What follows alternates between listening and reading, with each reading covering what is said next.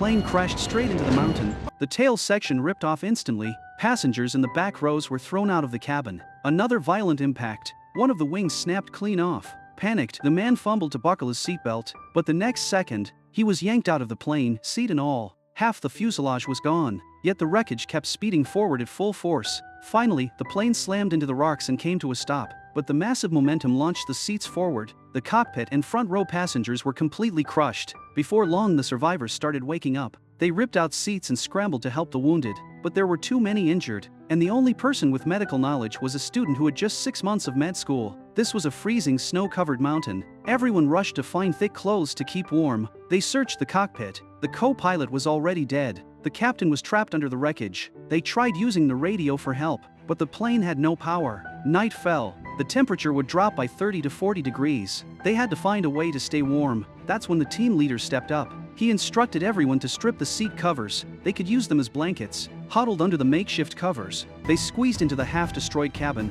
Icy wind howled in through the open tail section. Everyone shivered uncontrollably.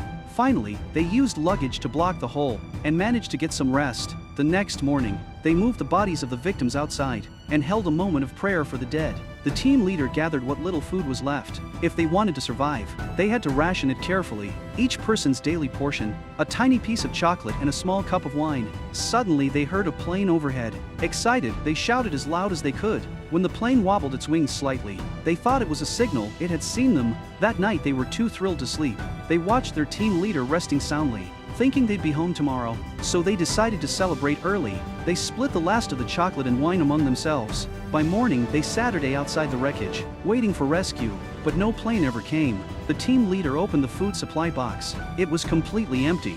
Furious, he turned to face them. No one said a word. They all realized the truth. The plane never saw them at all.